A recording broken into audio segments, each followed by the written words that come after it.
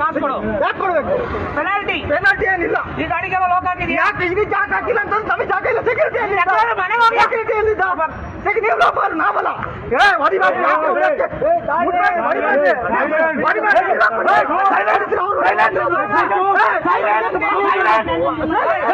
ನೋಡಿ ಇವಾಗ ಒಂದು ವಿಡಿಯೋ ನೋಡ್ಕೊಂಡ್ ಬಂದ್ರಲ್ಲ, ಅಂದ್ರೆ ಇಷ್ಟು ದಿನ ಎಲ್ಲ RTO ಹೋದವ್ರನ್ನ ಮಾತ್ರ ಫೈನ್ ಕಲೆಕ್ಟ್ ಮಾಡಿದ್ದಾಯ್ತು. ಇವಾಗ ಅಪಾರ್ಟ್ಮೆಂಟ್ ಅವ್ರು ಕೂಡ ನಮ್ಮ ಹತ್ರ ಫೈನ್ಗಳು ಕಿತ್ಕೊಳಕ್ಕೆ ಟ್ರೈ ಮಾಡಿದ್ದಾರೆ. ಅಂದ್ರೆ ಈ ಘಟನೆ ನಡೆದಿರೋದು ರೀಸೆಂಟ್ ಆಗಿ ಬೆಂಗಳೂರಲ್ಲಿ ನಡೆದಂತ ಘಟನೆ. ಒಂದು ಅಪಾರ್ಟ್ಮೆಂಟಿಗೆ ಒಂದು ಆರ್ಡರ್ ಬಂದಿರುತ್ತೆ ಝೊಮ್ಯಾಟೊ ರೈಡರ್ದು. ಆ ಅಪಾರ್ಟ್ಮೆಂಟಿಗೆ ಅವರು ಆರ್ಡರ್ನ ಡೆಲಿವರ್ ಮಾಡಕ್ಕೆ ಹೋಗಿರ್ತಾರೆ. ಆರ್ಡರ್ ಡೆಲಿವರ್ ಮಾಡೋಂಥ ಟೈಮಲ್ಲಿ ಗಾಡಿಗಳೆಲ್ಲ ಫುಲ್ ಆಗೋಗ್ಬಿಟ್ಟಿರ್ತಾವೆ. ಗಾಡಿಗಳು ಫುಲ್ ಆಗಿರೋದ್ರಿಂದ ಇವ್ನು ಏನು ಮಾಡ್ತಾರೆ ಅಂತ ಅಂದರೆ ಇವರು ಉದ್ದುದನ್ನೇ ಪಾರ್ಕಿಂಗ್ ಮಾಡಿಬಿಟ್ಟು ಹೋಗಿ ಒಂದು 2 ನಿಮಿಷ ಅಲ್ವಾ ಹೋಗಿ ಆರ್ಡರ್ ಕೊಟ್ಟು ಬಂದ್ಬಿಡೋಣ ಅಷ್ಟೇ, ಇನ್ನೇನು ಕೆಲಸ ಇರೋಲ್ಲ. ಹೆಂಗೆ ಗಂಟೆಗಟ್ಟಲೆ ನಿಲ್ಲಿಸ್ತಾರೆ, 2 ನಿಮಿಷದ ಕೆಲಸ. ಹೋಗಿ ಅಲ್ಲೇ ಉದ್ದುದ ಪಾರ್ಕ್ ಮಾಡಿಬಿಟ್ಟು ಹೋಗ್ಬಿಟ್ಟು ಆರ್ಡರ್ನ ಕೊಟ್ಟು ಬಂದಿದ್ರೆ. ಬಟ್ ಕೊಟ್ಟು ಬರೋ ಅಷ್ಟು ಗ್ಯಾಪಲ್ಲಿ ಏನು ಮಾಡಿದ್ದಾರೆ ಅಂತ ಅಂದರೆ ಸೆಕ್ಯೂರಿಟಿ ಅದಕ್ಕೆ ಲಾಕ್ ಹಾಕ್ಬಿಟ್ಟಿದ್ದಾರೆ. ಲಾಕ್ ಹಾಕ್ಬಿಟ್ಟು ಏನು ಮಾಡ್ತಾರೆ ಅಂತ ಅಂದರೆ 500 ರೂಪಾಯಿ ಕಿತ್ಕೊಳಕ್ಕೋಸ್ಕರ 500 ರೂಪಾಯಿ ಪೆನಾಲ್ಟಿ ಕಟ್ಟಬೇಕು, ನೀನು ಫೈನ್ ಕಟ್ಟಬೇಕು ಅಂತ ಹೇಳ್ಬಿಟ್ಟು ಅವ್ರ ಮೇಲೆ ತುಂಬ ಅಂದರೆ ತುಂಬ ಗಲಾಟೆ ಮಾಡಿದ್ದಾರೆ. ಇನ್ನೊಂದು ಏನಪ್ಪ ಅಂತ ಅಂದರೆ ಅವ್ರಿಗೆ ಫೈನ್ ಹಾಕೋಂಥ ಅಧಿಕಾರ ಯಾರು ಕೊಟ್ಟಿದ್ದು?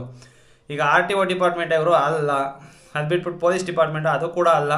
ಬಟ್ ಇವ್ರಿಗೆ ಫೈನ್ ಹಾಕೋಂಥ ಅಧಿಕಾರ ಯಾರು ಕೊಟ್ಟರು ಅನ್ನೋದು ಗೊತ್ತಿಲ್ಲ. ಒಂದು ಪ್ರೈವೇಟ್ ಪ್ರಾಪರ್ಟಿ, ಅಪಾರ್ಟ್ಮೆಂಟ್ ಅನ್ನೋದು ಒಂದು private property. But private property ಒಳಗಡೆ ನಾವು ಎಂಟ್ರಿ ಆಗಿರೋದು ನಮ್ಮ ಕೆಲಸಕ್ಕೋಸ್ಕರ ಎಂಟ್ರಿ ಆಗಿದ್ದೀವಿ. ನಮ್ಮ ಕೆಲಸಕ್ಕಿಂತ ಅಂದರೆ ಕಸ್ಟಮರು ಅಲ್ಲಿ ನಿಮ್ಮ ಅಪಾರ್ಟ್ಮೆಂಟಲ್ಲಿ ಇರ್ತಾರಲ್ಲ, ಆ ಕಸ್ಟಮರಿಗೆ ಫುಡ್ ಡೆಲಿವರಿ ಮಾಡೋಕ್ಕೆ ನಾವು ಹೋಗಿರೋದು. ಏನು ಅಲ್ಲೇ ನಿನ್ಸ್ಕೊಂಡು ಒಂದು ಅರ್ಧ ಗಂಟೆ ನಾವೇನು ಫಿಲಮ್ ನೋಡ್ಕೊಂಡು ಏನು ಬರೋಲ್ಲ. ನಾವು ಒಂದು 5 ನಿಮಿಷ ನಿನ್ಸ್ಬಿಟ್ಟು ಒಂದು 2 ನಿಮಿಷ ನಿನ್ಸ್ಬಿಟ್ಟು ಹೋಗಿ ಫುಡ್ ಡೆಲಿವರಿ ಮಾಡೋದಕ್ಕೆ ಅಂತ ಇದ್ದೀವಿ.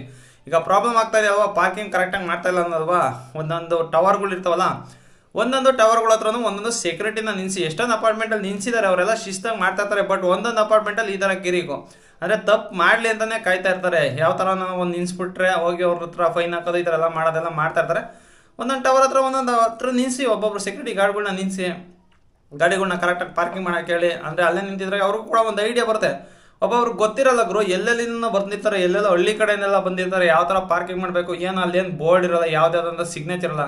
ಇಲ್ಲ ಸ್ಟಾರ್ಟಿಂಗ್ ಒಳಗೆ ಬರ್ಬೇಕಾದ್ರೆ ಸೆಕ್ಯೂರಿಟಿಗಳು ಯಾರು ಇರಲ್ಲ, ಹೋಗಿ ಇದೇ ಜಾಗದಲ್ಲಿ ನೀವು ಪಾರ್ಕಿಂಗ್ ಮಾಡ್ಬೇಕಂತ ಅವರು ಕೂಡ ಹೇಳಲ್ಲ. ಅದರಿಂದ ಈಗ ಕನ್ಫ್ಯೂಷನ್ ಆಗುತ್ತೆ. ಒಬ್ಬೊಬ್ರು ಏನೋ ಅರ್ಜೆಂಟ್ ಅಲ್ವಾ ಒಂದು 2 ನಿಮಿಷ ಹೋಗಿ ಕೊಟ್ಟು ಬಂದ್ಬಿಡೋಣ ಅಂತ ಹೇಳ್ಬಿಟ್ಟು ನಿನ್ಸೂರು ಏನಾಗಲ್ಲ ಅಂತ ಹೇಳ್ಬಿಟ್ಟು ನಿನ್ಸ್ಬಿಟ್ಟು ಹೋಗ್ತಾರೆ. ಬಟ್ ಈ ಥರ ಇಷ್ಟೊಂದೆಲ್ಲ ಮಾಡ್ತಾರೆ ಅಂತ ನಾನು ಅಂದ್ಕೊಂಡಿರಲಿಲ್ಲ. ಒಂದೊಂದು ಅಪಾರ್ಟ್ಮೆಂಟಲ್ಲಿ ಈ ಥರ ಎಲ್ಲ ಮಾಡಿದರೆ. ಇನ್ನೊಂದೇನಪ್ಪ ಅಂತಂದರೆ ನಿಮ್ಗೆ ಇಷ್ಟೆಲ್ಲ ಪ್ರಾಬ್ಲಮ್ ಆಗ್ತಾ ಇದೆ ಡೆಲಿವರಿ ಪಾರ್ಟ್ನರ್ಸ್ಗೆ ಏನಾದ್ರು ಕರೆಕ್ಟಾಗಿ ಪಾರ್ಕಿಂಗ್ ಮಾಡ್ತಾ ಇಲ್ಲ ಅಂತ ಏನಾದ್ರು ನಿಮಗೆ ಸಮಸ್ಯೆ ಇದ್ದರೆ, ಇಷ್ಟೊಂದು ಜನ ಸೆಕ್ಯೂರಿಟಿನ ತೊಗೊಂಡಿರಂತೆ ಇನ್ನೊಂದು 2-3 ಸೆಕ್ಯೂರಿಟಿನ ತೊಗೊಂಡ್ಬಿಟ್ಟು ಆರ್ಡರ್ನ ನೀವೇ ತೊಗೊಂಡೋಗಿ ನಿಮ್ಮ ಕಸ್ಟಮರ್ಗಳು ಕೊಟ್ಬಿಡಿ. ನಾವು ಒಳಗಡೆಗೆ ಎಂಟ್ರಿನೇ ಆಗಲ್ಲ. ಸುಮ್ಮನೆ ನಮಗೂ ಕಷ್ಟ. ಸುಮ್ಮನೆ ಅಷ್ಟು ಒಳಗಡೆ ಎಲ್ಲ ಬಂದು ಅಲ್ಲೆಲ್ಲ ಸುತ್ತಾಡ್ಕೊಂಡು ಒಂದು 5-6 ಟವರ್ ಇರ್ತದೆ, ಒಂದು ದೊಡ್ಡ ಬೌಂಡ್ರಿ ಇರ್ತದೆ. ಆ ಬೌಂಡ್ರಿಯಲ್ಲೆಲ್ಲ ಸುತ್ತಾಡ್ಕೊಂಡು ಎಲ್ಲಿ ಪಾರ್ಕಿಂಗ್ ಇರುತ್ತೋ ಎಲ್ಲೋ ಇರುತ್ತೆ ಕಸ್ಟಮರ್ ಲೊಕೇಶನ್, ಯಾವುದೋ ಫ್ಲೋರಲ್ಲಿ ಇರ್ತಾರೆ. ಅವನ್ನೆಲ್ಲ ಹುಡಿಕೊಂಡು ಹೋಗ್ಕೊಡೋದು ನಮಗೂ ಕೂಡ ಕಷ್ಟ ಇರುತ್ತೆ. ಅದ್ರ ಬದಲು ನಿಮಗೆ ಡೈಲಿ ಅಲ್ಲೇ ಇರ್ತಿರಲ್ಲ, ನಿಮಗೆ ಈಸಿಯಾಗಿ ಹೋಗ್ಬಿಡುತ್ತೆ. ಒಂದು ಕಷ್ಟನೂ ಇರಲ್ಲ, ಈ ಥರ ಎಲ್ಲ ಮಾಡೋದು ಇರಲ್ಲ. ನೀವು ಒಳಗಡೆ ಬರೋದೇ ಇಲ್ಲ, ನಾವು ಆಚೆ ಕಡೆ ನಿಂತ್ಕೊಂಡು ನೀವೇ ಒಂದು ಇನ್ನೂ 2-3 ಸೆಕ್ಯೂರಿಟಿನ ನೀವು ಸೆಲೆಕ್ಟ್ ಮಾಡ್ಕೊಂಬಿಡಿ. ಏನಕ್ಕೆ ಅಂತಂದರೆ ಈ ಆರ್ಡರ್ಗಳು ಬರ್ತಾವಲ್ಲ, ಫುಡ್ ಡೆಲಿವರಿ ಏನೇ ಆರ್ಡರ್ಗಳು ಬಂದರೂ ನಾವು ಒಳಗಡೆಗೆ ಬರೋದೇ ಇಲ್ಲ. ಡೆಲಿವರಿ ಬಾಯ್ಸ್ಗಳು ಏನಿದ್ರು ಅಂತೂ ನಾವು ಆಚೆ ಕಡೆ ಸೆಕ್ಯೂರಿಟಿ ಕೊಟ್ಟೋಗ್ಬಿಡ್ತೀವಿ, ಬರ್ಸ್ಬಿಟ್ಟು ನೀವೇ ಸೀದಾ ತನಕ ಡೆಲಿವರಿ ಮಾಡಿಬಿಡಿ. ಸುಮ್ಮನೆ ಯಾಕೆ ಕಷ್ಟ, ಆರಾಮಾಗಿ ಇದು ಒಂದು ಬೆಸ್ಟ್ ಆಪ್ಷನ್ ಇದು. ಸುಮ್ಮನೆ ನಾವು ಒಳಗೆ ಬರೋದಂತೆ ಪ್ರಾಬ್ಲಮ್ಗಳು ನಿಮ್ಗೆ ಏನಕ್ಕೆ ಅಂತಂದರೆ ನಾವು ಕರೆಕ್ಟಾಗಿ ಪಾರ್ಕಿಂಗ್ ಮಾಡೋಕ್ಕೆ ಬರಲ್ಲ. ಎಷ್ಟೊಂದು ಜನ ಏನು ಅಂದ್ಕೊಂಡ್ಬಿಟ್ಟಿರ್ತಾರೆ ಅಂತ ಅಂದರೆ ಡೆಲಿವರಿ ಜಾಬಲ್ಲಿ ಇರೋರೆಲ್ಲ ಅನ್ಎಜುಕೇಟೆಡ್ಗಳು, ಇವ್ರಿಗೇನು ತಿಳಿಯಲ್ಲ ಅಂತ ಅಂದ್ಕೊಂಡಿರ್ತಾರೆ.